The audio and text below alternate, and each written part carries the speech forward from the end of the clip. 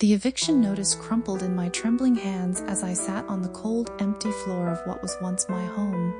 How did my life unravel so quickly? Just weeks ago, hope had filled these rooms. As a caregiver working endless hours, I was no stranger to exhaustion. But the loneliness that settled in after my difficult divorce 9 years ago was a weight I couldn't shake. Nights were the hardest, when silence echoed louder than any noise. I worried constantly about my 2 children, fearing I wasn't providing the life they deserved. Then came Daniel. His warm smile and kind eyes on a dating site profile felt like a ray of sunshine piercing through my gray world. We spent hours chatting about books, music, and dreams. With him, I rediscovered laughter and the forgotten parts of myself. My heart whispered that perhaps I wasn't destined to be alone. When Daniel proposed a romantic weekend getaway, I was elated. On a secluded beach at sunset, he knelt and asked me to marry him. Joy surged through me like a tidal wave. Yes, I breathed, believing this was the beginning of a beautiful chapter. Back home, wedding preparations filled my days with excitement. Daniel often spoke of his ongoing divorce, assuring me it was just a matter of time. "There's nothing left between us," he'd say. I wanted to believe him, even as a faint unease tugged at me. One evening, Daniel suggested we combine our homes. "Let's sell your house and find a bigger place for the kids," he said. It sounded perfect, a fresh start for our new family. With my hectic work schedule, I entrusted him with the sale. He flashed that reassuring smile. "Leave everything to me." But soon after, Daniel became elusive. Messages went unanswered. Calls went straight to voicemail. Anxiety gnawed at me. One night, a message from an unknown woman appeared. "I think we're engaged to the same man." My heart pounded as reality blurred. Could this be true? Desperate for answers, I dug through documents Daniel had handled. Bank statements revealed the unthinkable. The proceeds from my house sale were gone. My savings emptied. Betrayal washed over me, cold and merciless. At the police station, their knowing looks confirmed my worst fears. "Michael Stevens," they said. "He's been conning women for years." Shame and anger battled within me.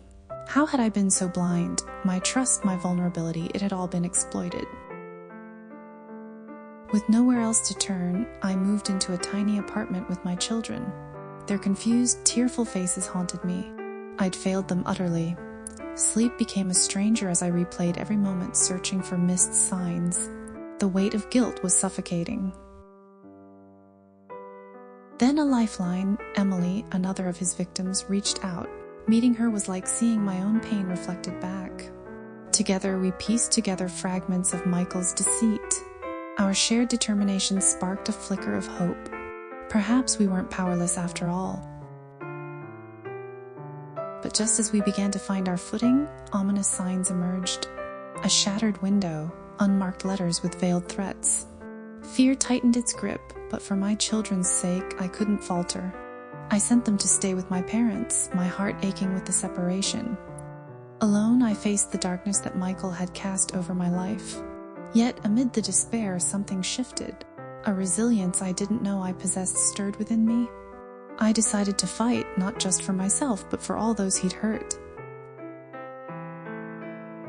Emily and I took our findings to the authorities again, pushing past bureaucratic indifference.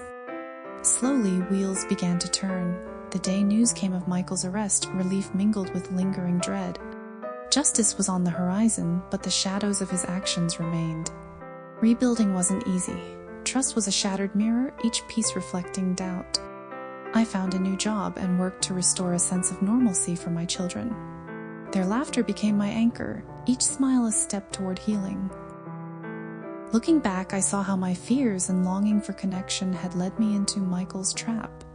But I also recognized the strength I'd gained.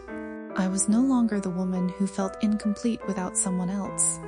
I had faced betrayal and emerged not unscathed, but unbroken.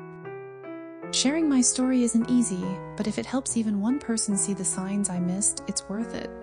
While scars remain, they've become part of the tapestry of who I am, a reminder of resilience and the capacity to overcome. My wish now is simple. that my children grow up knowing their worth, unafraid to trust, but wise enough to recognize deceit. Life may bring unexpected storms, but we possess the strength to navigate them and emerge into the light.